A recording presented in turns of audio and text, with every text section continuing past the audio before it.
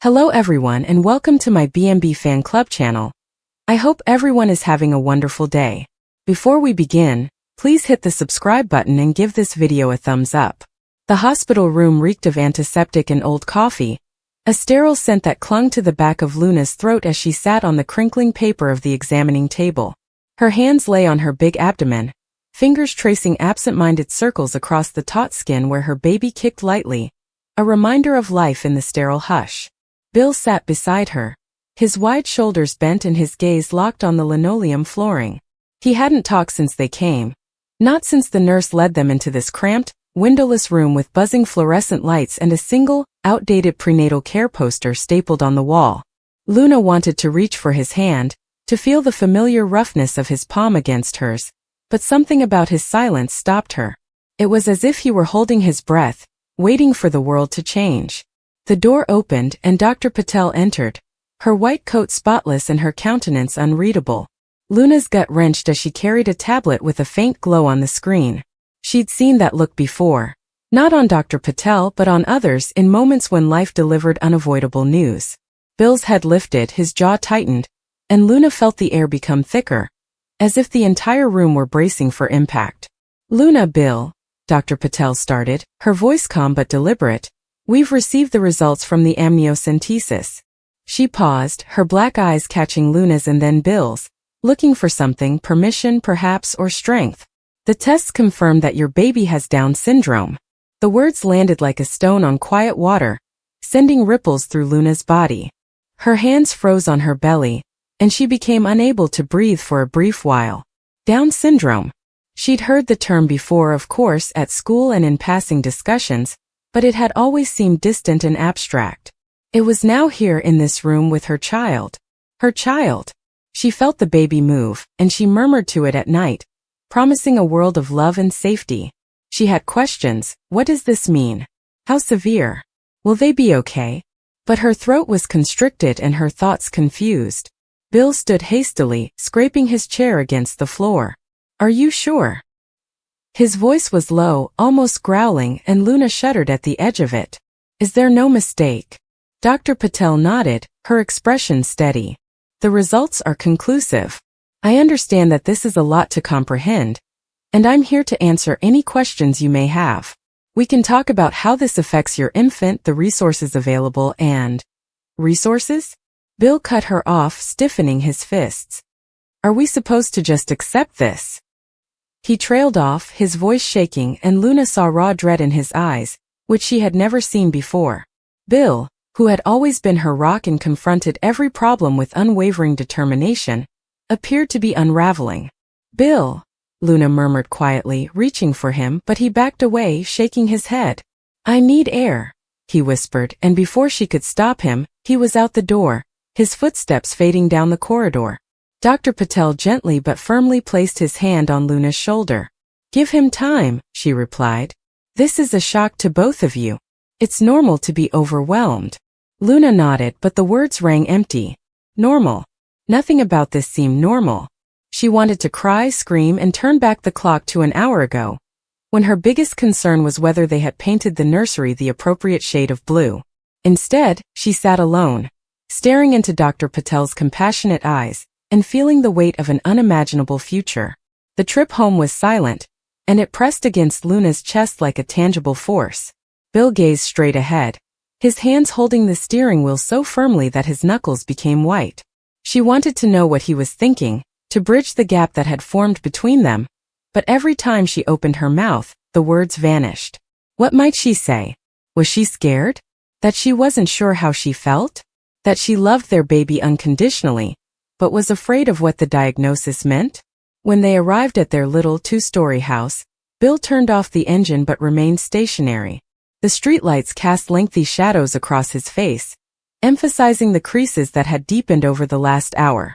Luna waited with her fingers on the door handle, hoping he'd say anything.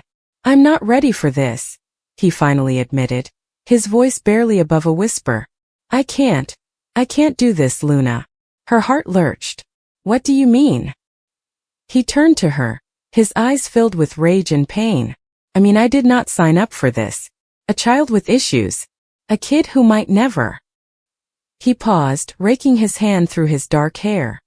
I wanted to live a normal life. Football games, school plays, and college. Luna felt the words like a smack, but she forced herself to remain calm. Bill, this is our baby. Our child. They are not a problem. They are ours. You don't understand. He snapped, his voice rising. This changes everything. Luna, we've known you our entire life, she said. I'm not strong enough for this. Her chest tightened as she looked at him. Do you think I am? Her voice trembled, but she did not turn away. I'm terrified too, Bill. I am afraid.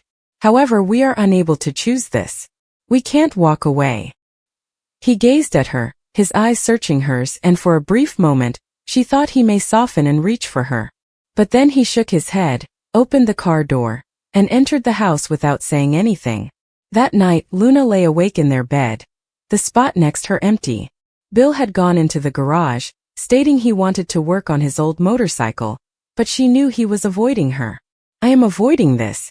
She pushed her hands to her stomach, feeling slight flutters of movement, and tears streamed down her face. She muttered, I love you, to the infant. No matter what, I love you. But the words seemed frail, as if they would break under the weight of her anxiety. She had no idea what Down syndrome meant for their child or their family. Will their baby be healthy? Will they experience medical issues? Will they go to school, make friends, and fall in love?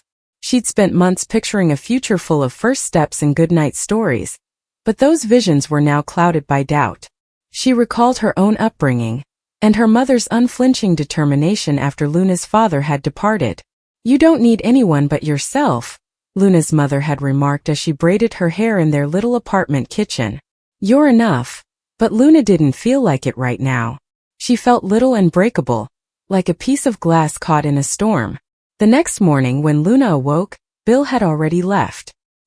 His side of the bed was frigid, and the linens remained untouched. She saw a note on the kitchen counter. Went to work early. I need time to think. No, I love you. No, we'll talk later. Only those sharp, impersonal phrases. Luna spent the day in a daze, roaming around the home like a ghost. She scrubbed dishes that did not require washing and folded linen that had previously been folded. Every now and then she'd halt, her hand moving to her abdomen, and talk to the baby, as if her words could protect them from the world's uncertainty.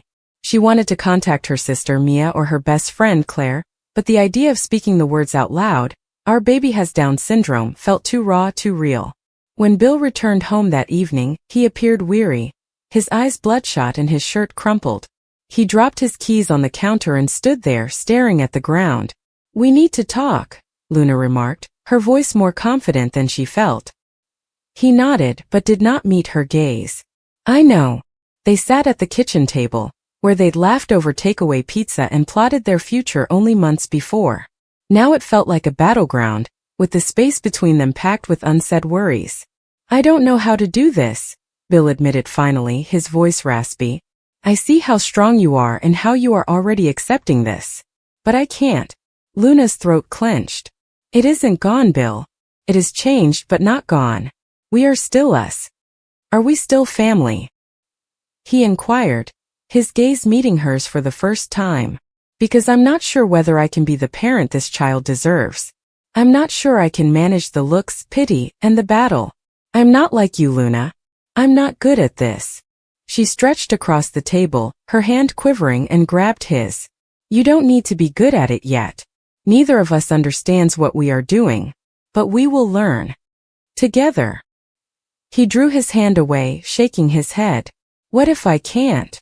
What happens if I let you both down? The question sat between them, heavy and unanswered. Luna wanted to assure him he wouldn't, that they'd figure something out, but the skepticism in his eyes matched hers. She remembered her mother, and how she had grieved alone after Luna's father had left, believing Luna couldn't hear. But Luna had listened, and she determined never to let anyone make her feel so little again. Yet here she was, facing the potential that the guy she loved would not stay. Luna spent the next few weeks conducting research. She read about Down syndrome, including early intervention, therapy, and support organizations. She learned about the range of abilities, medical risks, joys, and obstacles. Some days the information overwhelmed her, like a tidal surge of facts and opportunities. Other days it gave her hope, stories of children with Down syndrome flourishing, smiling and enjoying full lives. She bookmarked websites, joined online forums, and even contacted a local support group, though she had yet to muster the bravery to attend a meeting. Meanwhile, Bill retreated even further. He worked late, spent hours in the garage, and avoided discussing the baby. When Luna tried to explain what she had learned, he would nod vaguely or shift the conversation. She could feel him drifting away, which worried her, but she had no idea how to contact him. Luna discovered him sitting on the back porch one evening, holding a drink and marveling at the darkening sky. She sat alongside him, their quiet stretching like a tightrope. "I went to a bookstore today," she finally admitted, her voice quiet. "I found a book about raising children with Down syndrome. It was written by parents who had been through this." Bill took a long swallow of his beer, his jaw tightening. "Maybe we could read it together. I don't need a book to tell me how to feel." "I'm not saying you do," Luna responded, struggling to maintain her tone. "But perhaps it will help us comprehend. Maybe that will make this less frightening." He turned to her, his gaze stern. "Do you believe a book will remedy this? Do you believe that reading about other people's kids will help me feel better about this?" "I do not know," Luna snapped, her patience dwindling. "I'm not sure what will make this okay, Bill. But I am trying. I'm trying to be strong for our baby, but you're shutting me off." He stood with the beer bottle clinking on the porch railing. "Maybe I don't want to figure it out, Luna. Perhaps I don't want this life." The word struck her like a physical blow, taking away her breath. She stared at him, her vision blurred by tears. "So what do you want?" she asked, her voice breaking. "To leave? To pretend that nothing is happening? Because that is not an option, Bill. This is our child." He did not respond, instead turning and walking back inside the house, leaving her alone on the porch with the weight of his words. The turning moment occurred unexpectedly on a gloomy Saturday afternoon. Luna had finally gathered the confidence to attend a support group meeting at the community center. She'd gone alone, telling herself she was only there to listen and see if it would help. The area was modest, with foldable chairs and a table for coffee and pastries. The other parents, some with little children and some with teenagers, greeted her with loving smiles and calm understanding. They shared their stories, concerns, and victories, and Luna felt a glimmer of optimism, a sense that she wasn't alone. Sarah, a mother, told about her 8-year-old son, Ethan, who enjoyed dinosaurs and basketball. "He's taught me more about love than I ever thought possible," Sarah exclaimed, her eyes gleaming. "It isn't always easy, but it's worthwhile. Every day." Luna left the conference with a stack of leaflets and a phone number for Sarah, who had volunteered to talk at any time. For the first time in weeks, she felt a surge of strength, a conviction that she could do it, even if Bill couldn't. When she returned home, she found Bill in the nursery, standing in front of the cot they'd built months before. He was clutching a little stuffed elephant, one of the toys Luna had selected. His shoulders shook, and when he turned, she noticed tears in his eyes. "I'm sorry," he murmured in a hoarse voice. "I have been a coward, Luna.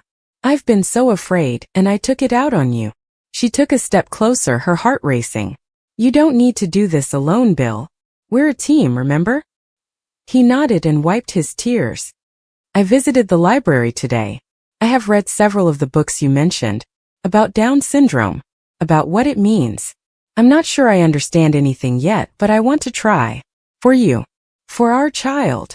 Luna sobbed, closing the gap between them and throwing her arms around him. He clutched her hard, his breath rough against her hair. "I'm not going anywhere," he muttered. "I promise." The months that followed were a series of little steps and quiet successes. Luna and Bill attended the support group together, listening to other parents, asking questions, and gradually forming a vision for their future. They consulted with doctors, arranged therapies, and painted the nursery a warm, hopeful yellow. Bill began reading to Luna's tummy every night, his voice steady as he told tales of adventure and romance. Their baby Ellie was born with a quiet cry and a head of black hair. Luna grabbed her first, marveling at her small fingers and big, inquiring eyes. Bill stood behind Ellie, his hand quivering as he caressed her cheek.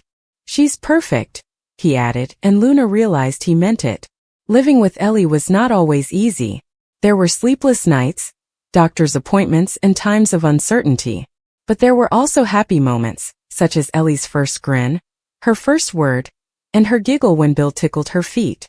Luna and Bill learned to handle the hurdles together, relying on each other, their support system, and a love that grew deeper with each obstacle they encountered. One evening while they sat on the porch watching Ellie play with her stuffed elephant, Bill grasped Luna's hand. "I was wrong," he admitted gently. "This life has exceeded my expectations." Luna grinned, her heart full. "It's ours," she explained. "And it's enough." Luna sat in the dim hospital room, her hands quivering as she grasped the little blanket that had previously been neatly folded in her hospital bag. The monitor's continuous buzzing rang like a countdown, slicing through the silence. She looked at the wall, unable to move or breathe. Just hours before, she had been full of hope, speaking vows to the tiny creature growing within her. Now her world had shifted into an unexpected reality. The doctor's words hung in the air like smoke. "Your baby shows markers for Down syndrome." She nodded, not because she understood, but because her body had forgotten how to speak. Bill's fingers tightened around hers as the doctor left the room, but even his warmth felt like fire. Too much, too close, and too real. When the door shut behind the doctor, Luna muttered, "He's wrong, isn't he?" Bill did not respond right away. He stood near the window, his jaw clenched and his reflection shattered by the glass. "They'll run more tests," he finally stated. "Doctors make mistakes." His voice had a harsh, commanding edge, the tone of a guy who always triumphed and refused to give up. Luna could hear the trembling beneath it, however. "Bill," she spoke gently, her voice cracking, "what if they aren't wrong?" He turned, and the look in his eyes made her chest tighten. Pain, perplexity, and something darker, fear. "Then we'll deal with it," he responded, nearly enraged.